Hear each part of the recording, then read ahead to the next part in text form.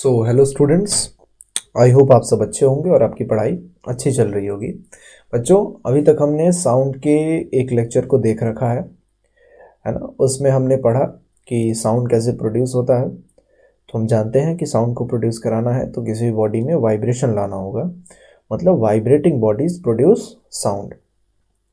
फिर हमने दूसरा पॉइंट पढ़ा उस फर्स्ट लेक्चर वाले वीडियो में। दूसरा पॉइंट ये था कि कैसे ह्यूमंस में साउंड प्रोड्यूस होता है। तो हम जानते हैं कि ह्यूमंस में यहाँ पे साउंड बॉक्स होता है और साउंड बॉक्स में वाइब्रेशन होता है जिसके वजह से साउंड प्रोड्यूस होती है। ये वाइब्रेशन एक्सहेलिंग एयर की वजह से होता है, मतलब उस एयर की वजह से होता है जो हम लोग अपने लंग से निकाल रहे होते हैं। तो निकलते वक्त वह एयर हमारे वोकल कॉर्ड्स में वाइब्रेशन प्रोड्यूस करती है जिसकी वजह से हमारी बॉडी में साउंड प्रोड्यूस होता है। आई होप आपने वो लास्ट वीडियो देख रखा है। अगर नहीं देख रखा है तो मैंने डिस्क्रिप्शन में वीडियो के लिंक को अटैच कर दिया है, आप लोग जाके उसे देख लें। बच्चों, आज के वीडियो में हम दो पॉइंट्स को देखने जा रहे हैं। पहला ये है कि sound needs medium for their propagation, मतलब साउंड के प्रोपगेशन के लिए मीडियम चाहिए। ये छोटा टॉपिक है और इसको हम लोग बड़ा डिटेल में पढ़ने जा रहे हैं। ऑक्सीलेशन या फिर वाइब्रेशन क्या होता है ना।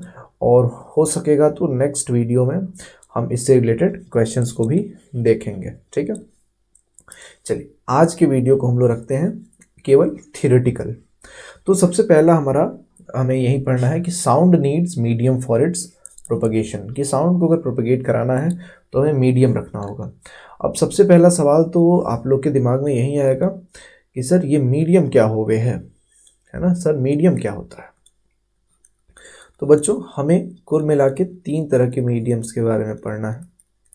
मीडियम 3 होते हैं। एक होता है सॉलिड, एक होता है लिक्विड और हमारा तीसरा मीडियम होता है गैस।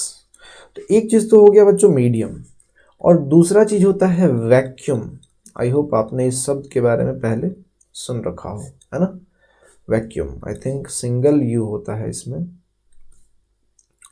ठीक है। वैक्यूम बच्चों, वैक्यूम वो जगह है जहां no medium is present. No medium is present, एक ऐसा जगह जहां कोई भी मीडियम प्रेजेंट नहीं होता है। No medium is present. जैसे कि हम और आप अभी बैठे हुए हैं किस मीडियम में? हम लोग गैस में बैठे हुए हैं। अरे भाई साहब, ये हम लोग कहाँ बैठे हैं? आसपास हमारे गैसेज हैं कि नहीं हैं? हम लोग एटमॉस्फेयर में बैठे हैं और एटमॉस्फेयर हम लोग जानते हैं गैसेज का ब्लैंकेट होता है, गैस की चादर होती है। तो एक्चुअली में जिस मीडियम में हम और आप रहते हैं वो है गैसियस मीडियम। अच्छा, जिस मीडियम में पानी वाले जीव रहते हैं, है ना, एक्वेटिक एनिमल्स होते हैं, वो लिक्विड मीडियम होता है, ठीक है। तो वैक्यूम वो जगह है जहां कोई भी मीडियम नहीं होता है। अब कोई पूछे कि सर वैक्यूम होता कहाँ है, सर इसका एग्जांपल बताइए। तो बच्चों, स्पेस, है ना। स्पेस में कोई वैक्यूम नहीं होता है। स्पेस कहने का मतलब, मान लीजिए ये अर्थ है ना, और मान लीजिए ये सन है ना। इसमें बहुत सारे बीच में छोटे छोटे प्लैनेट्स होते हैं। तो ये वाला जो जगह है प्लैनेट्स के बीच में, है ना, इसी को तो स्पेस में कहते हैं। तो इन स्पेस में ना कोई भी मीडियम प्रेजेंट नहीं होता है। ना वहाँ कोई गैस होती है, ना कोई सॉलिड होता है, ना कोई लिक्विड होता है। तो स्पेस में कोई भी मीडियम प्रेजेंट नहीं होता है, इसलिए हम कहते हैं कि स्पेस वैक्यूम होता है, यानी वो पूरी तरीके से खाली होता है, ठीक है। आई होप ये क्लियर है। और दूसरा बात हमें पढ़ना है मीडियम के बारे में। तो बच्चों, मीडियम 3 होते हैं, सॉलिड, लिक्विड और गैस। तो अगर साउंड को चलाना है ना तो उसको मीडियम के थ्रू हमें चलाना पड़ेगा। साउंड तभी चलेगा जब मीडियम होगा।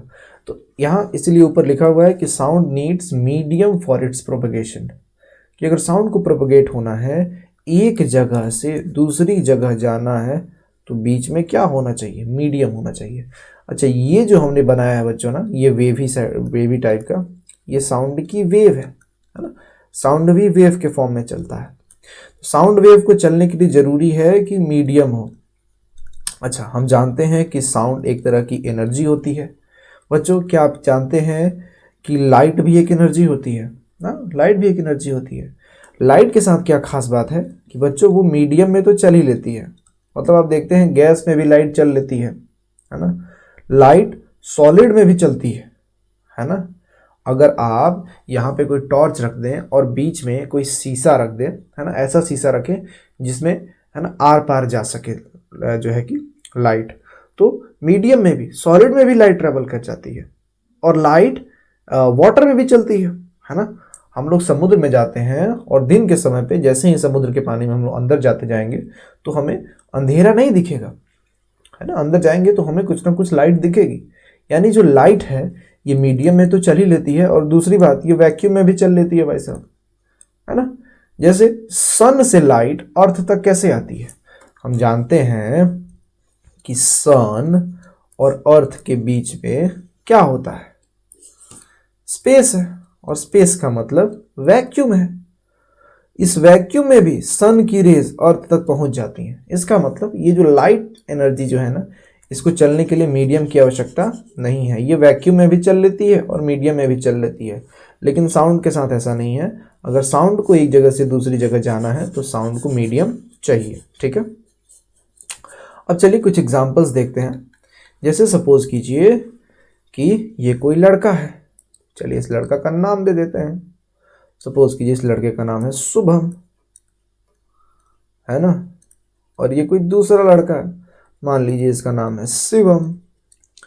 तो जो शुभम है ये साउंड प्रोड्यूस कर रहा है अपने मुंह से, और ये जो साउंड है ना एक ग्लास में ट्रैप हो रही है, उसके बाद एक वायर के थ्रू इस दूसरे बच्चे शिवम के कान तक जा रहा है। अब देखिए यहाँ ये कौन सा मीडियम है, तो ग्लास एक सॉलिड है सर। अच्छा ये वायर कैसा मीडियम है, तो वायर भी सॉलिड है सर।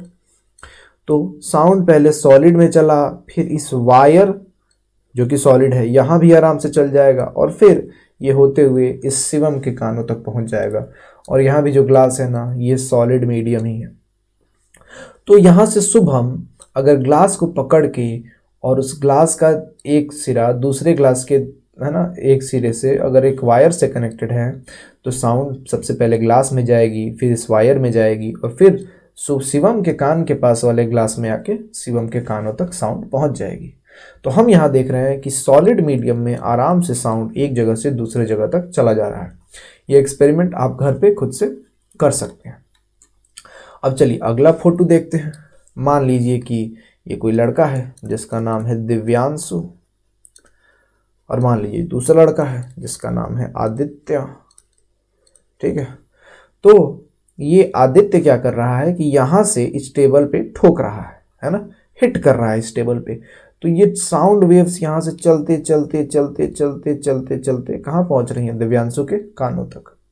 तो ये कौन सा मीडियम है बच्चों, तो सॉलिड है सर। टेबल, ये जो वुडन टेबल है ये सॉलिड का बना है सर।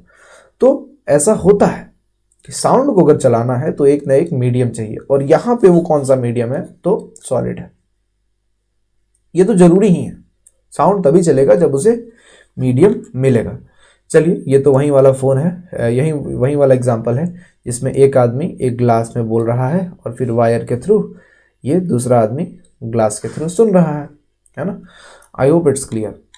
अब यहाँ पे एक एक्सपेरिमेंट किया जा रहा है लिक्विड को लेके।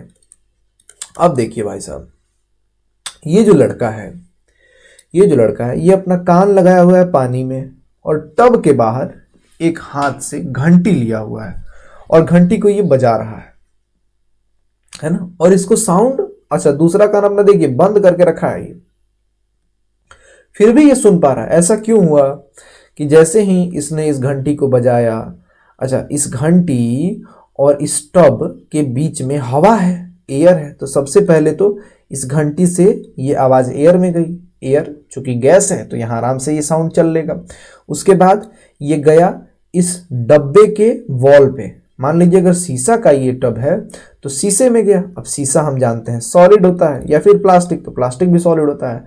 उसके बाद ये जो आवाज़ है ना उसके अंदर के लिक्विड में घुसेगा, है ना, अंदर के पानी में घुसेगा, और फिर ये जाएगा इस बच्चे के कान में।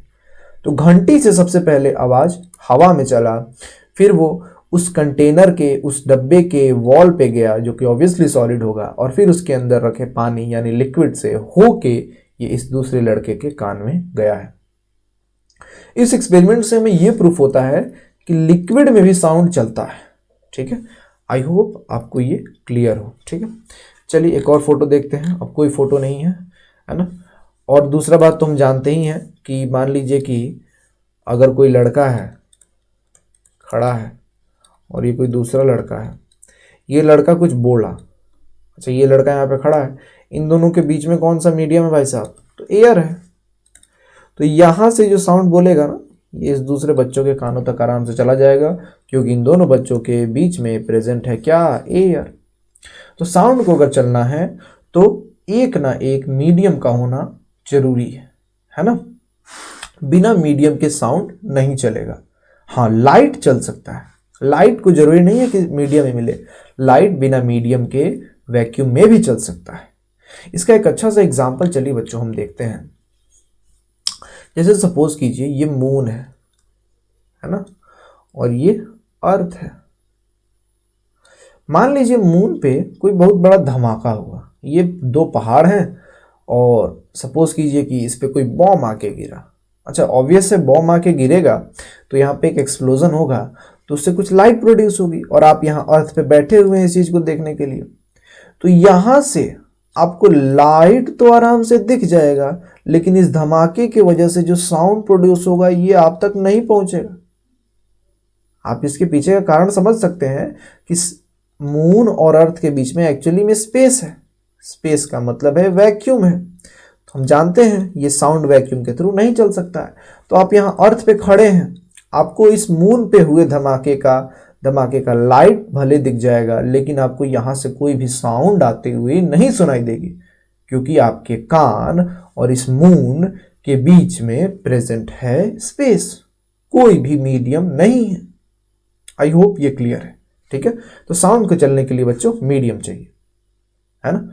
बिना मीडियम के साउंड नहीं चलेगा, लेकिन हाँ भाई साहब लाइट तो आराम से मीडियम के बगैर भी चल सकता है। अच्छा, एक पॉइंट हम आपको ऐड कराना चाहेंगे, है ना। चलिए उसको हम लोग लास्ट में बात करते हैं। अब हम लोग देखने जा रहे हैं आज का सबसे important topic, that is oscillation या वाइब्रेशन। सबसे पहले इसके डेफिनेशन के बारे में बात कर लेते हैं। तो इसका डेफिनेशन बनता है to and fro motion about a fixed position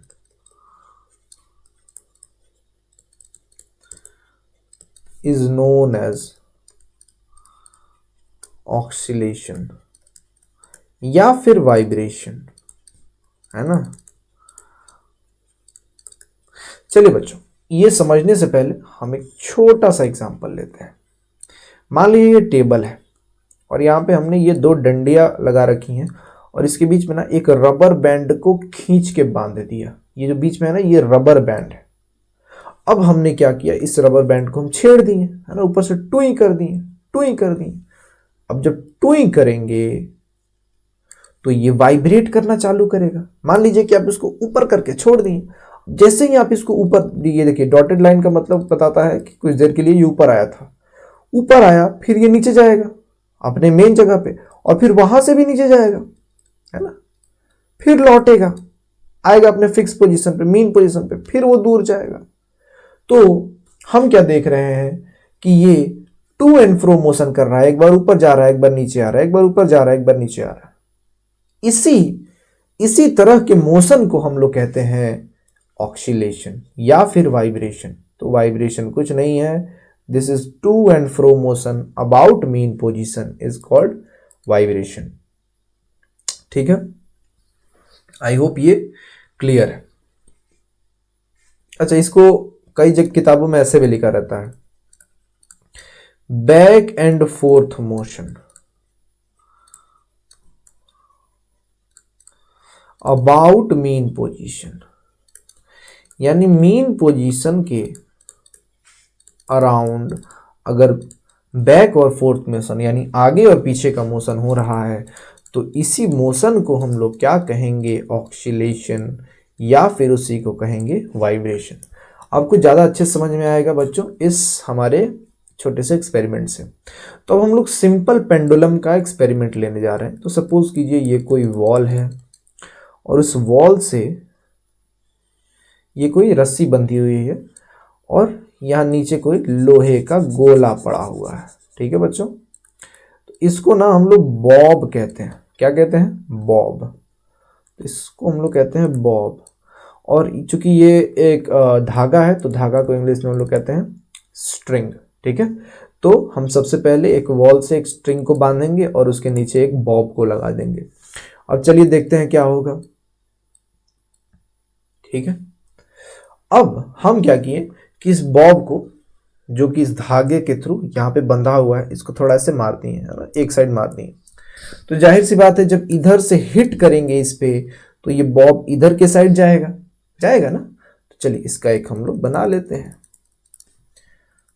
है ना। ये बॉब कुछ ऐसे इधर जाएगा। ठीक है, अब मारे तो ये इधर गया, अब ये फिर यहां से लौट के जहां था वहीं पे आएगा, है ना। मारे तो इधर गया और फिर यहां से लौट के यहीं पे आ गया। तो ये जो है पूरा पेंडुलम फिर ये लौट के इस जगह पे आएगा। अच्छा, आपको क्या लगता है इधर गया था, इधर आया, रुक जाएगा? नहीं, ये फिर इधर जाएगा, दूसरे साइड जाएगा। तो अब ये जो बॉब है ना, अब ये इस साइड चल देगा, है ना। देखिए अब ये बॉब कुछ इस साइड चल देगा। ठीक है, और फिर ये लौट के अपने वापस जगह पे आ जाएगा। इसी को ना बच्चों हम लोग एक ऑक्सीलेशन कहते हैं। अब कुछ नाम आपको याद रखने पड़ेंगे, जैसे कि ये जिस जगह से ये शुरू करता है इसको हम लोग मीन पोजीशन कहते हैं, या फिर कई लोग इसको स्टार्टिंग पोजीशन भी कहते हैं।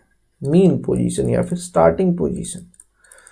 तो यहां से जहां से वो स्टार्ट करता है उसको हम लोग मीन पोजीशन कहते हैं। जो बीच वाला पोजीशन होता है उसको मीन पोजीशन कहते हैं। और जो सबसे दूरी तक ये जाता है, ये वाला पोजीशन, जो कि मीन पोजीशन से एक साइड में सबसे दूरी होता है, उससे हम लोग कहते हैं एक्सट्रीम पोजीशन। इसे हम लोग कहते हैं एक्सट्रीम पोजीशन। अच्छा, सेम इस साइड भी ये जो सबसे दूर तक जाता है उसे हम लोग कहते हैं extreme position.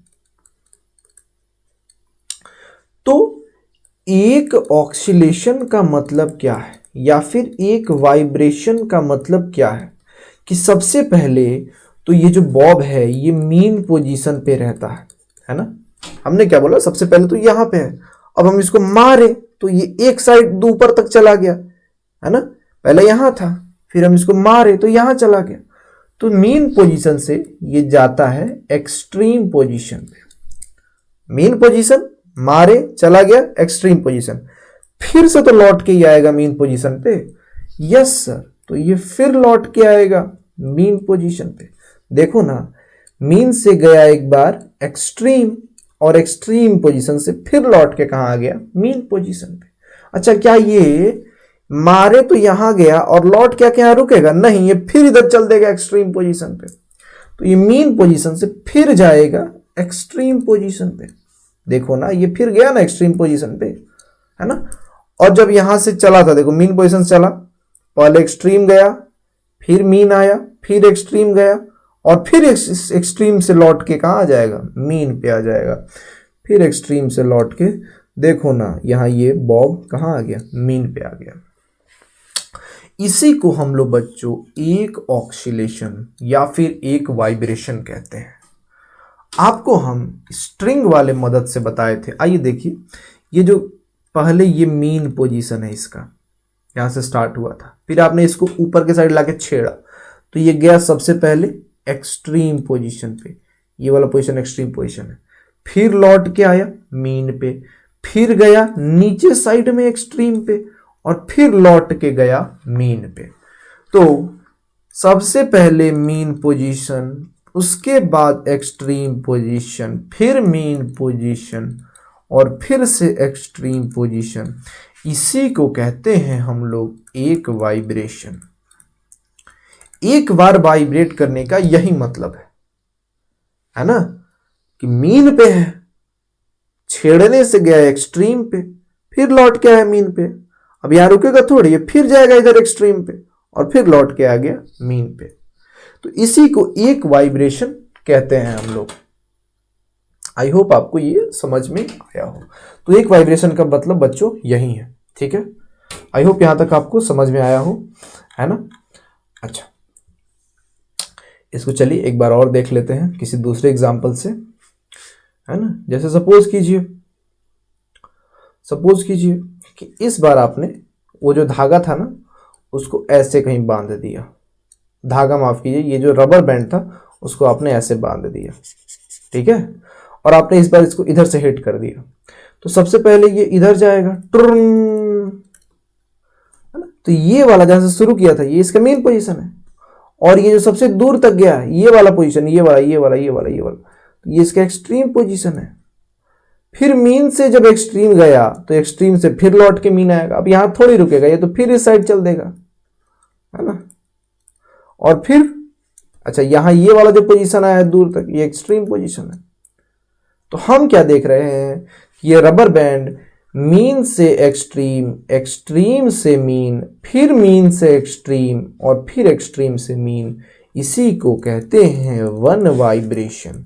I hope I am clear. I hope आप लोग इस चीज को समझ गए हो, ठीक है। तो सपोज कीजिए अगर आपको लिखना हो तो आप कैसे लिखेंगे, तो सिंपली कुछ नहीं करना है, आपको ये कैसी वॉल बनानी है, फिर आपको स्ट्रिंग बनाना है, फिर आपको बॉब बनाना है। ये जिस पोजीशन पे चुपचाप बैठा है इसे मीन पोजीशन कहते हैं, और जब आपने इसको इधर से हिट किया तो ये इधर चल देगा, इसको हम लोग डॉटेड लाइन से बनाते हैं, है ना। और ये जो दूरी तक जाएगा, है ना, जितना भी दूर तक जा सके मीन पोजीशन से, उसको हम लोग एक्सट्रीम पोजीशन कहते हैं, एक्सट्रीम पोजीशन। फिर ये एक्सट्रीम पोजीशन से लौट के मीन पोजीशन पे आएगा, और फिर ये इस साइड एक्सट्रीम पे चल देगा, तो जहां वो सबसे दूर तक जाएगा उसी को कहते हैं, इस साइड भी उसको एक्सट्रीम पोजीशन कहेंगे, है ना। ऑक्सीलेशन के दौरान दो एक्सट्रीम पोजीशन होते हैं, ठीक है, तो एक्सट्रीम पोजीशन है, और फिर इससे लौट के मीन पे आ गया, इसी को एक वाइब्रेशन कहते हैं। तो आप देखिए ना, ये जो हमारा पेंडुलम है ना, एक बार इधर जा रहा है, फिर लौट के आ रहा है, फिर जा रहा है, फिर लौट के आ रहा है। अरे भाई साहब, इसी को तो कहते हैं एक ऑक्सीलेशन, ठीक है, इसी को तो कहते हैं एक ऑक्सीलेशन, ठीक है। I hope it's clear. तो एक ऑक्सीलेशन या फिर एक वाइब्रेशन का यही मतलब है ना। अब ये वाइब्रेशन आप लोग देखेंगे तो डेली लाइफ में आपको कई सारे इसके एग्जांपल्स बच्चों दिख जाएंगे, ठीक है। तो जहां भी साउंड प्रोड्यूस होता है वहां ये ऑक्सीलेशन होगा ही होगा, है ना। जैसे घर में हमारे थाली गिर जाती है तो थाली भी वाइब्रेट करना चालू करती है, तो वाइब्रेशन का मतलब पहले थाली ऐसे थी, जैसे ही गिरी एक बार एक्सट्रीम पे गई, है ना। अब चूंकि थाली में बहुत कम मूवमेंट होता है, चलो हाथ से ज्यादा मूवमेंट कर देते हैं, ये मीन पोजीशन है, एक्सट्रीम पे जाएगी, फिर मीन पे आएगी, फिर एक्सट्रीम पे जाएगी, फिर मीन पे आएगी, इसी को एक वाइब्रेशन कहते हैं। मीन से एक्सट्रीम, एक्सट्रीम से मीन, फिर एक्सट्रीम, फिर मीन, है ना। तो थाली के एग्जाम्पल देखा हमने, सिंपल पेंडुलम का एग्जाम्पल देखा हमने खिंचे हुए रबर बैंड का एग्जाम्पल देखा। आई होप आपको इन सारे एग्जाम्पल से समझ में आया हो कि कैसा होता है एक ऑक्सीलेशन या फिर वाइब्रेशन, इसका मतलब क्या है ना। तो बैक एंड फोर्थ या फिर टू एंड फ्रो, आगे पीछे का मोशन करना, अरे आगे पीछे का मोशन करना, इसी को क्या कहते हैं, इसी को तो कहते हैं वाइब्रेशन, या फिर इसी को कहते हैं ऑक्सीलेशन, है ना।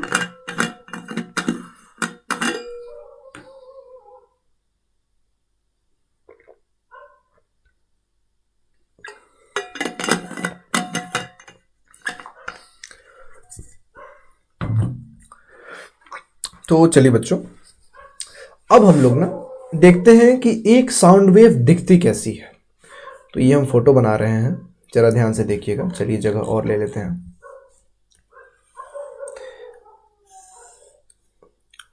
तो बच्चों कुछ एक साउंड वेव ना, ओहो, ऐसी दिखती है।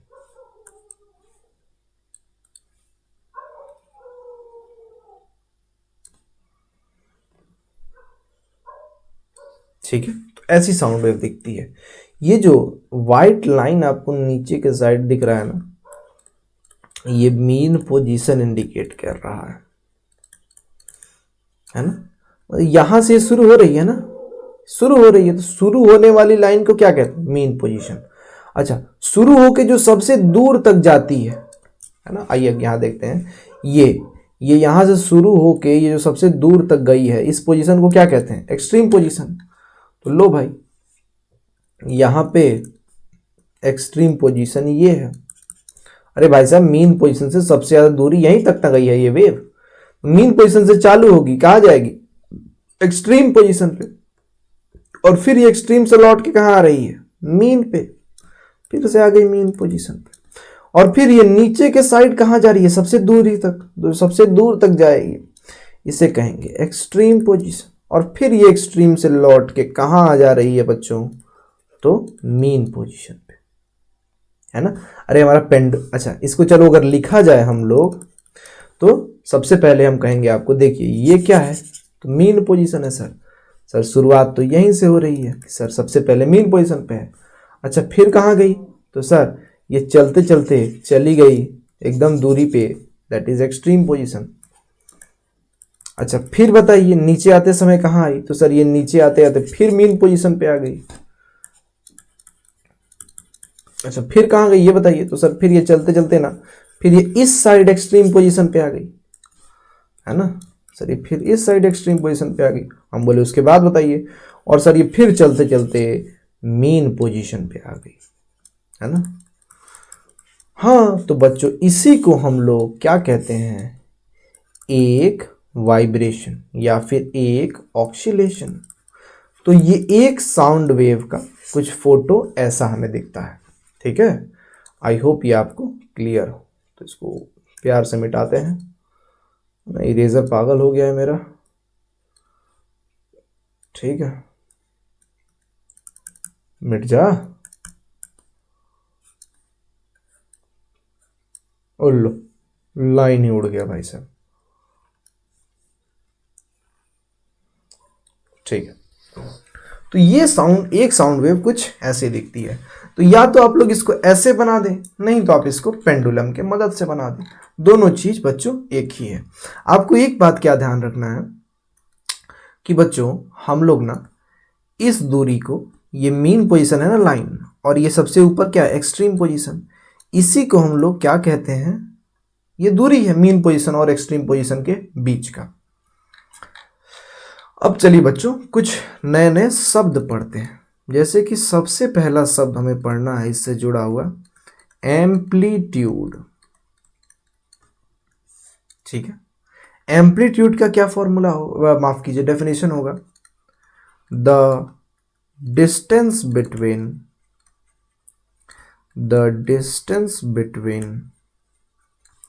Mean position and extreme position.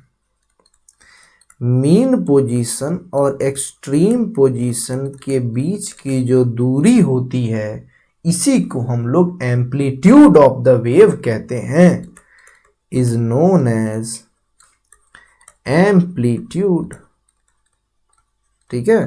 तो एक्चुअली में बच्चों ना ध्यान दीजिए, ये एक डिस्टेंस है, ये दूरी है, एम्पलीट्यूड है ना, ये एक दूरी है।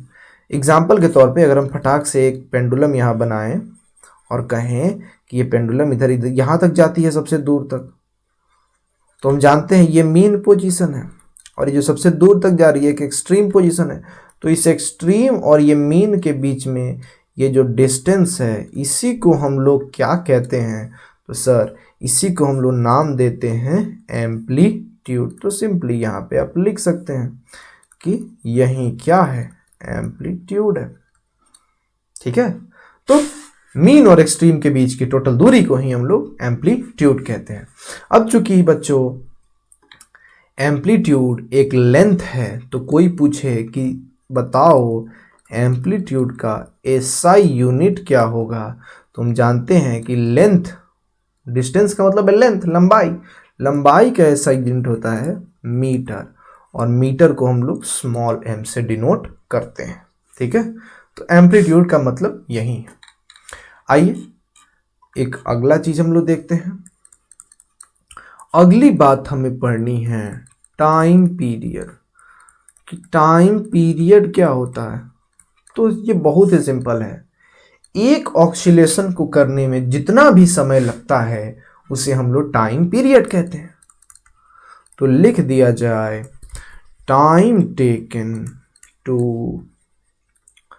Complete one oscillation is known as time period. इसी को हम लोग क्या कहते हैं? टाइम पीरियड कहते हैं। अब बच्चों टाइम पीरियड को ना हम लोग कैपिटल टी से डिनोट करते हैं, एम्पलीट्यूड को ना हम लोग कैपिटल ए से डिनोट करते हैं। ठीक है। अब टाइम पीरियड क्या है भाई साहब? टाइम पीरियड क्या है?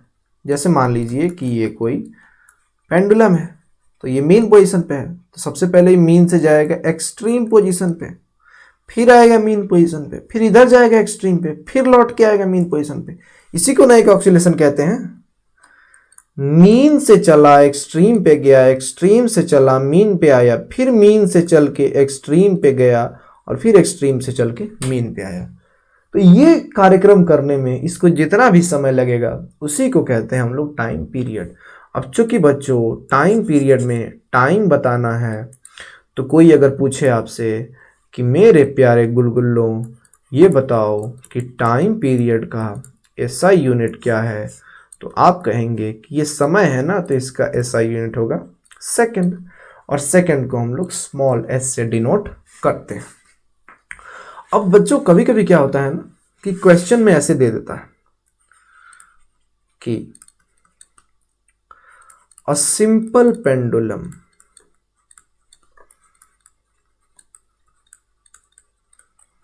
oscillates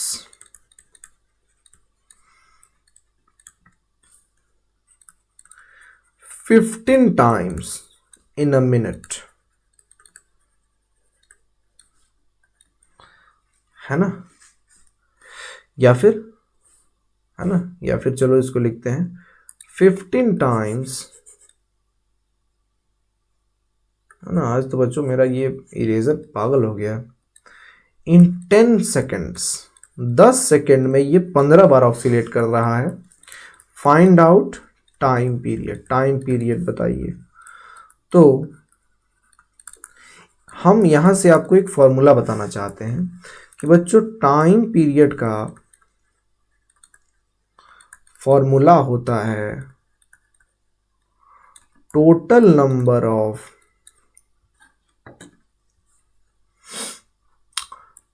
number of oscillation upon total time taken. अगर आपको टाइम पीरियड निकालना है किसी भी पेंडुलम का, तो आपको उसका सबसे पहले टोटल नंबर ऑफ ऑक्सीलेशन रखना होगा। तो यहाँ दिया हुआ है कि 15 बार ऑक्सीलेट कर रहा है, यानी ऑक्सीलेशन का संख्या कितना है? 15। तो ऊपर रख देंगे 15। एंड टोटल टाइम टेकन, कितना समय लग रहा है? तो ये करने में इसको लग रहा है 10 सेकेंड। तो आप जब इसको सॉल्व करेंगे तो आपको टाइम पीरियड पता चल जाएगा 1.5 सेकेंड, है ना? यानी एक पेंडुलम को जो है कि अपना, है ना, 1 सेकेंड,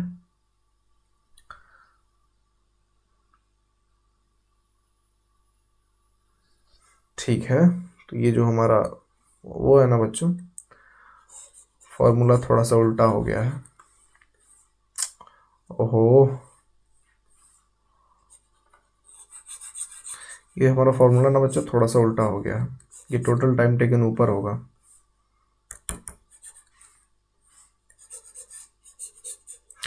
टाइम पीरियड का फॉर्मूला ना बच्चों, ये मैं अक्सर कंफ्यूज हो जाता हूँ इसमें। ऊपर होगा टोटल टाइम टेकन और नीचे होगा टोटल नंबर ऑफ ऑक्सीलेशन। माफ कीजिएगा, टाइम पीरियड निकालना है तो ऊपर टाइम रखिए और नीचे रखिए कितना बार ऑक्सीलेशन हो रहा है। तो टोटल टाइम यहाँ कितना लग रहा है? 10 सेकेंड। और कितना बार ऑक्सीलेशन हो रहा है? तो 15 बार ऑक्सीलेशन हो रहा है। तो हमारा उत्तर आ गया 2/3 सेकेंड। यानी एक ऑक्सीलेशन को करने में इसको 2/3 सेकेंड समय लग रहा है। ठीक है, I hope this is clear.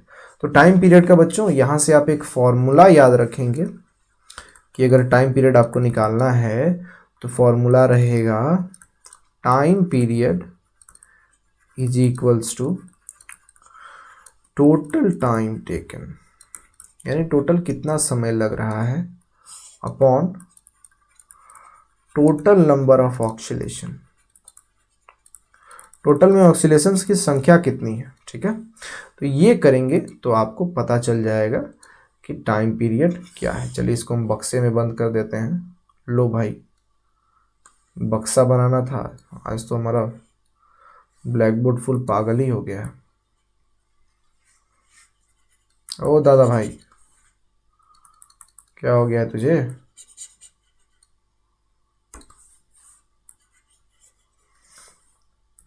चलिए बक्से में बंद करते हैं इसको। आई होप इस पर बक्सा आ जाए। लो छोड़ दो, आ गया। चलिए, तो आई होप टाइम पीरियड आपको समझ में आ गया हो। चलिए तीसरी बात पढ़ते हैं प्यारे बच्चों। एम्पलीट्यूड पढ़ लिया हमने कि मीन पोजीशन और एक्सट्रीम पोजीशन के बीच में कितनी दूरी है, उसे एम्पलीट्यूड कहते हैं। एम्पलीट्यूड का यूनिट होगा, क्या होगा एम्पलीट्यूड का यूनिट? तो एम्पलीट्यूड का यूनिट होगा सेकंड, माफ कीजिए मीटर। और फिर हमने पढ़ा टाइम पीरियड कि एक ऑक्सीलेशन को करने में कितना समय लग रहा है, और इसका यूनिट होगा सेकंड। उसका हमने फॉर्मूला भी देखा कि टाइम पीरियड बराबर होता है total time taken upon total number of oscillation. अब तीसरी और आखिरी बात पढ़ने जा रहे हैं, विच इज फ्रीक्वेंसी। फ्रीक्वेंसी होता है total number of oscillation in 1 second. एक सेकेंड में कितना ऑक्सीलेशन हो रहा है, इसी को हम लोग कहते हैं क्या? फ्रीक्वेंसी। एक सेकेंड में ऑक्सीलेशन की संख्या को फ्रीक्वेंसी कहते हैं। जैसे मान लीजिए for example a human is producing a sound of frequency 50 hertz. अब बच्चों एक आपको बात बता दें कि इस फ्रीक्वेंसी का ना ये अच्छा, फ्रीक्वेंसी को हम लोग डिनोट करते हैं इस साइन से। इसको बच्चों हम लोग न्यू पढ़ते हैं। क्या पढ़ते हैं? न्यू, है ना। ये भी ही होता है लेकिन ये थोड़ा सा बावड़ा हो जाता है, घूम जाता है ना। ये इसको न्यू पढ़ते हैं। तो फ्रीक्वेंसी को हम लोग बच्चों या तो स्मॉल एफ से डिनोट कर दीजिए, या फिर आपको मन करे तो न्यू से डिनोट कर दीजिए। ठीक है, स्मॉल एफ नहीं तो न्यू। अच्छा, फ्रीक्वेंसी का बच्चों ऐसा यूनिट होता है हर्ट्ज। क्या होता है ये? हर्ट्ज। ये एक साइंटिस्ट का नाम है। इसको हम लोग डिनोट करते हैं एच जेड से। ठीक है, तो फ्रीक्वेंसी का मतलब होता है कि एक सिंपल पेंडुलम एक सेकंड में कुल कितनी बार वाइब्रेट कर रहा है। अच्छा, हमारे भी यहाँ पे वाइब्रेशन प्रोड्यूस होता है हमारे गले में। तो मान लो हम बोल दिए कि एक ह्यूमन है जिसके साउंड का फ्रीक्वेंसी 50 हर्ट्ज है, यानी उस ह्यूमन का साउंड एक सेकंड में 50 ऑक्सीलेशंस कर रहा है। हम बोले ना कि साउंड भी ऑक्सीलेशन के थ्रू ही प्रोड्यूस होता है, वाइब्रेशन के थ्रू ही प्रोड्यूस होता है। तो उस ह्यूमन के साउंड में एक सेकंड में 50 वाइब्रेशन हो रहे हैं। ठीक है, तो आई होप इट्स क्लियर। अगर किसी भी चीज का फ्रीक्वेंसी दे दे तो हम समझ जाएं कि फ्रीक्वेंसी का नंबर है, फ्रीक्वेंसी का मतलब है कि total number of oscillation in 1 second. एक सेकंड में कितना ऑक्सीलेशन है। मान लो बोल दिए हम कि एक मच्छर है जो कि उड़ रहा है और उसके पंखों का ऑक्सीलेशन। अब देखिए बच्चों, जो मच्छर होता है उसका पंख ऐसे होता है ना, मीन पोजीशन पे। तो एक बार ऊपर जाता है एक्सट्रीम पे, फिर आता है मीन पे, फिर नीचे जाता है, फिर ऊपर मीन पे आता है। तो ये जो पोजीशन वो लोग करते हैं, ये क्या है? ये भी तो ऑक्सीलेशन है, ये भी तो वाइब्रेशन है। तो मान लीजिए हम कह दिए कि एक मच्छर के पंखों का जो वाइब्रेशन है वो है ना 1000 है। इसका मतलब है 1000 उसका फ्रीक्वेंसी है। इसका मतलब है कि उसका पंख एक सेकंड में 1000 बार वाइब्रेट हो रहा है ना। तो फ्रीक्वेंसी का मतलब ये होता है, और फ्रीक्वेंसी का यूनिट वेरी इंपॉर्टेंट याद रखिएगा होता है हर्ट्ज, और हर्ट्ज को डिनोट करते हैं एच जेड से। ठीक है, आई होप ये क्लियर है। अब एक दो छोटी छोटी बातें पढ़नी है बच्चों, जैसे कि छोटी छोटी बातें हैं, जैसे कि लाउडनेस, है ना, लाउडनेस ऑफ साउंड। कोई साउंड कितना लाउड है। मान लीजिए अभी हम ऐसे बोल रहे हैं और अभी हम चिल्ला के ऐसे बोलने लगे, तो ये क्या है? हमारे लाउडनेस में अंतर आ रही है। तो एक्चुअली में loudness of sound depends on amplitude. ये एम्पलीट्यूड पे निर्भर करता है। अगर ऑक्सीलेशन के दौरान एम्पलीट्यूड बढ़ जाए तो बच्चों लाउडनेस भी बढ़ जाती है। इसका क्या मतलब है सर? तो आइए देखिए, मान लीजिए कि टेबल है और इस पे ये दो हमने कोई सपोर्ट दे दिया है और ये यहाँ पे रबर बैंड रख दिया, फिर एक यहाँ भी टेबल बनाया, यहाँ भी दो सपोर्ट दिया और यहाँ बीच में एक रबर बैंड को बांध दिया। इस रबर बैंड को यहाँ ऊपर तक लाके फिर छोड़ रहे हैं, है ना, फिर छोड़ रहे हैं, तो ये नीचे भी उतना ही नीचे तक जाएगा, फिर ऊपर आएगा, है ना। तो ये चीज चलते रहेगा। अच्छा, इसको हम लोग ज्यादा ऊपर नहीं, थोड़ा सा ऊपर लाके छोड़ रहे हैं, तो ये नीचे भी उतना ही नीचे जाएगा। तो हम जानते हैं कि ये इसका मीन पोजीशन है और ये इसका, है ना, ये जो सबसे दूरी वाला पोजीशन है ये एक्सट्रीम पोजीशन है ना। तो ये केस 1 में और केस 2 में आप बताइए एम्पलीट्यूड ज्यादा कहाँ है? एम्पलीट्यूड होता है ये दूरी, ये दूरी, तो ये दूरी केस 1 में ज्यादा है, यानी केस 1 में एम्पलीट्यूड ज्यादा है तो केस 1 में लाउडनेस ज्यादा प्रोड्यूस होगी। आप किसी रबर बैंड को अगर मान लीजिए कि ये रबर बैंड का यहाँ मीन पोजीशन है, तो यहां तक लाके छोड़ रहे हैं तो एक साउंड आएगा। अब आप इसी रबर बैंड को यहां से लाके छोड़ें, है ना, पहले तो यहां से छोड़ रहे थे, अब इसको यहां से छोड़ेंगे तो इसका चूंकि एम्पलीट्यूड ज्यादा है तो इससे जो साउंड प्रोड्यूस होगी उसकी लाउडनेस भी ज्यादा होगी। तो अगर हमें किसी भी साउंड के लाउडनेस को बढ़ाना है तो सिंपली हम उसके एम्पलीट्यूड को बढ़ा देंगे। ठीक है। अच्छा बच्चों, एक छोटा सा रिलेशन भी है आपके एनसीईआरटी में दिया हुआ है कि amplitude is directly proportional to loudness का स्क्वायर। इसका क्या मतलब है सर? कुछ मतलब नहीं है। अगर आप एम्पलीट्यूड को 2 गुना करेंगे, 2 टाइम्स करेंगे, तो ये लाउडनेस ना 2 के स्क्वायर टाइम्स हो जाएगी, और 2 का स्क्वायर कितना होता है? 4, तो लाउडनेस 4 टाइम्स हो जाएगी। अगर आप किसी साउंड के एम्पलीट्यूड को 3 टाइम्स कर रहे हैं, 3 गुने एम्पलीट्यूड को कर रहे हैं, तो ये 3 के स्क्वायर हो जाएगी लाउडनेस, ये लाउडनेस 9 टाइम्स हो जाएगी, है ना।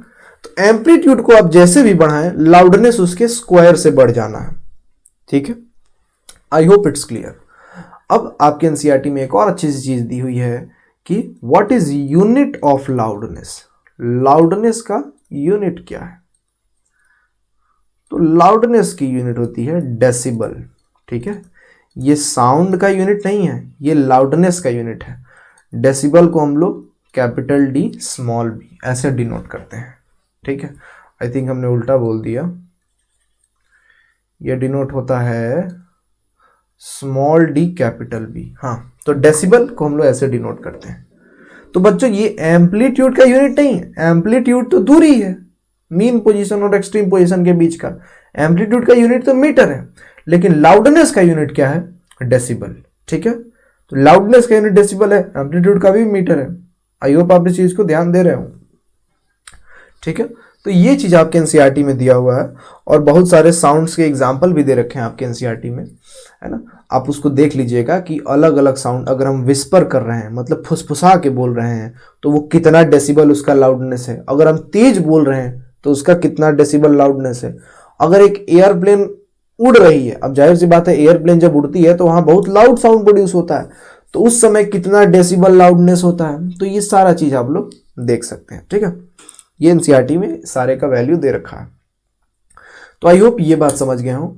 अच्छा, हमने आपको अभी एक ऐसे साउंड वेव का फोटो बनाया था और हम आपको बोले कि ये जो नीचे वाला लाइन है ये मीन पोजीशन है और ये सबसे दूर तक जाता है ये एक्सट्रीम पोजीशन है। अच्छा, एक्सट्रीम पोजीशन नीचे भी होता है एक। हम बोले कि मीन और एक्सट्रीम के बीच के दूरी को ही हम लोग क्या कहते हैं? ये दूरी। सर इसी को ना एम्पलीट्यूड कहते हैं। हाँ, इसी को एम्पलीट्यूड कहते हैं। तो एक तो मान लीजिए साउंड है जिसका एम्पलीट्यूड हमको यहाँ दिख रहा है। अब मान लीजिए हमने कोई दूसरा साउंड प्रोड्यूस किया, अब उसकी वेव ऐसे बन रही है, तो दोनों में कंपेयर करके देखिए एम्पलीट्यूड किसका ज़्यादा है? केस 1 वाले साउंड का ज़्यादा है कि केस 2 वाले साउंड का ज़्यादा है? तो ऑब्वियस है केस 2 वाले साउंड का ज़्यादा है। तो एम्पलीट्यूड कभी दिखाना होगा तो हम लोग कुछ ऐसे दिखाएंगे, ग्राफ के थ्रू। ठीक है, जैसे मान लो क्वेश्चन में ऐसे दे दिया कि एक साउंड तो कुछ ऐसे बन रहा है और एक साउंड ऐसे चल रहा है, तो बताओ किसका एम्पलीट्यूड ज़्यादा है? तो सर इसका एम्पलीट्यूड कम है और ये दूसरे वाले केस में एम्पलीट्यूड बहुत ज़्यादा है। आई होप इट्स क्लियर बच्चों। तो ये बात रही एम्पलीट्यूड की। तो बच्चों loudness of the sound is dependent on the amplitude of the sound. अगर आप साउंड के एम्पलीट्यूड को बढ़ाइएगा, अगर आप ऑक्सीलेशन के एम्पलीट्यूड को बढ़ाइएगा, तो ऑटोमेटिकली साउंड का भी जो लाउडनेस है वो बढ़ जाएगा। एम्पलीट्यूड के डायरेक्टली प्रोपोर्शनल होता है लाउडनेस का स्क्वायर। मतलब आप एम्पलीट्यूड को अगर 2 गुना कीजिएगा तो लाउडनेस 4 गुना हो जाएगा। आई होप ये क्लियर हो। अब दूसरी चीज हम लोग पढ़ने जा रहे हैं, pitch of sound. Pitch of sound, कि साउंड का पिच क्या होता है, या फिर कुछ लोग इसी को श्रिलनेस कहते हैं। Shrillness of sound. अब इसको हम लोग ऐसे समझ सकते हैं ठेठ भाषा में कि कुछ लोग की आवाज पतली होती है और कुछ लोग की आवाज थोड़ी भारी होती है, मोटी होती है ना। जैसे कौआ वर्सेस कोयल। कौआ इज लाइक काव काव, और कोयल की बड़ी सुंदर मधुर सी आवाज होती है ना। तो साउंड का पिच कौन डिटरमाइन करता है कि साउंड कितनी पतली होगी? This is determined by frequency of sound. Frequency of sound, कि अगर आप साउंड के फ्रीक्वेंसी को बढ़ाएंगे तो साउंड का जो पिच है ऑटोमेटिकली बढ़ जाएगा, है ना।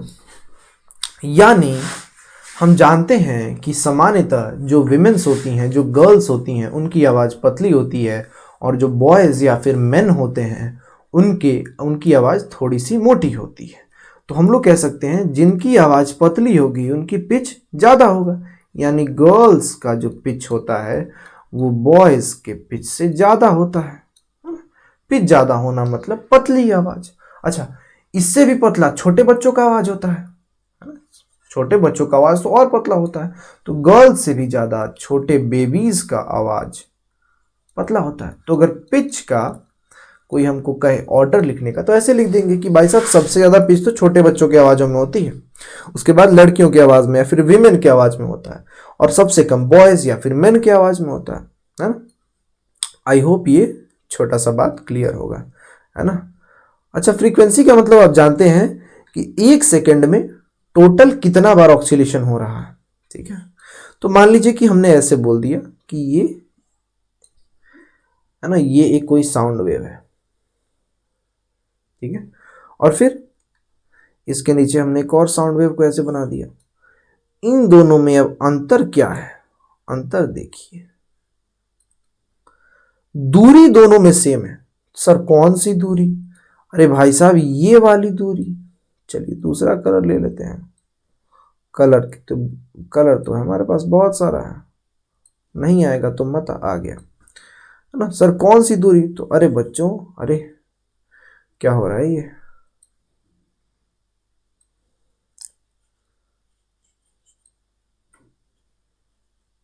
लो भाई, इस पे तो कोई कलर ही नहीं आ रहा। चलो, तो कोई पूछे कौन सी दूरी, तो अरे बच्चों ये वाली दूरी। यहां भी उतनी ही है, यहां भी उतनी ही है, लेकिन यहां नंबर ऑफ वेव गिनी है ऊपर वाले फोटो में। तो सर एक तो ये वेव है एक, और ये 2। सर यहां तो कुल मिला के 2 वेव्स बन रही हैं, साउंड की वेव्स बन रही हैं। यहां गिनो 1 2 3 4, यहां उतने ही दूर में 4 वेव्स बन रही हैं। तो सेम 1 सेकंड में एक जगह तो 2 वेव बन रही है और दूसरे जगह 4 वेव बन रही है। 1 सेकंड में 2 वेव बनना मतलब इसकी फ्रीक्वेंसी 2 हर्ट्ज है, और यहां 1 सेकंड में 4 वेव बनना यानी इसकी फ्रीक्वेंसी 4 हर्ट्ज है ना। यानी ये साउंड का जो पिच है वो कम है। ये जो केस 1 में साउंड बना है इसका पिच कम है, और ये जो केस 2 में साउंड बना है इसका पिच ज्यादा है। तो अगर आप फ्रीक्वेंसी को बढ़ाइएगा अगर आप साउंड के फ्रीक्वेंसी को बढ़ाइएगा तो ऑटोमेटिकली साउंड का पिच भी बढ़ जाएगा। ठीक है, आई होप आपको ये बात समझ में आ गई होगी, है ना। तो ये था हमारा छोटा सा topic which is oscillation. I hope आपको समझ में आया हो। चलिए, अगर आप अभी तक इस वीडियो को देख रहे हैं तो इसको हम लोग फटाक से रीकैप कर लेते हैं कि आज हमने क्या क्या पढ़ा, खासकर ऑक्सीलेशन में। तो ऑक्सीलेशन क्या होता है? To and fro motion about mean position, जिसमें हम ये एक सपोर्ट लेते हैं, एक स्ट्रिंग बांधते हैं, एक बॉब लगाते हैं। बॉब जहाँ पहले बैठा होता है उसे मीन पोजीशन कहते हैं। वहाँ से इसको छेड़ते हैं तो ये जाता है एक्सट्रीम पोजीशन पे, है ना, एक्सट्रीम पोजीशन पे। फिर लौट के आता है मीन पोजीशन पे, फिर इधर जाता है एक्सट्रीम पोजीशन पे, फिर यहाँ से लौट के आता है मीन पोजीशन पे। इसी को हम लोग एक वाइब्रेशन कहते हैं। फिर हमने पढ़ा एम्पलीट्यूड के बारे में कि एम्पलीट्यूड क्या है। तो एम्पलीट्यूड होता है मीन पोजीशन और एक्सट्रीम पोजीशन के बीच की जो टोटल दूरी है उसी को एम्पलीट्यूड कहते हैं, है ना। इसका यूनिट मीटर होता है। उसके बाद हमने पढ़ा फ्रीक्वेंसी के बारे में। फ्रीक्वेंसी क्या होता है? नहीं, उसके बाद हमने पढ़ा टाइम पीरियड के बारे में। तो टाइम पीरियड होता है total time taken to complete एक ऑक्सीलेशन। एक ऑक्सीलेशन को करने में कितना समय लगता है उसे टाइम पीरियड कहते हैं। टाइम पीरियड को कैपिटल टी से डिनोट करते हैं। इसका यूनिट सेकंड होता है। फिर हमने पढ़ा फ्रीक्वेंसी के बारे में। फ्रीक्वेंसी क्या होता है कि एक सेकंड में कुल कितना वाइब्रेशन हो रहा है उसी को फ्रीक्वेंसी कहते हैं। फ्रीक्वेंसी को स्मॉल एफ या फिर न्यू से डिनोट करते हैं और फ्रीक्वेंसी का यूनिट हर्ट्ज होता है। फिर हमने पढ़ा लाउडनेस ऑफ द साउंड के बारे में। फिर हमने पढ़ा, है ना, पिच ऑफ द साउंड के बारे में। हमने कहा लाउडनेस एम्पलीट्यूड डिटरमाइन करता है, एम्पलीट्यूड बढ़ेगा तो लाउडनेस भी बढ़ेगा। फिर हमने पढ़ा पिच के बारे में। तो पिच को डिटरमाइन करती है फ्रीक्वेंसी। फ्रीक्वेंसी अगर साउंड की बढ़ेगी तो साउंड का पिच भी बढ़ेगा। आई होप आपको ये बात समझ में आई हो। घर में जाइएगा और एनसीईआरटी अवश्य पढ़िएगा, है ना। और ये वीडियो आपको समझ में आया हो बच्चों। ये दूसरा वीडियो था, दूसरा लेक्चर था इस चैप्टर का। अगला लेक्चर भी हम जल्दी ही रिलीज करेंगे जो कि हमारा लास्ट लेक्चर होगा। ठीक है बच्चों, सो थैंक यू। और अगर आपको वीडियो पसंद आई हो, मन करे तो लाइक कर दीजिएगा।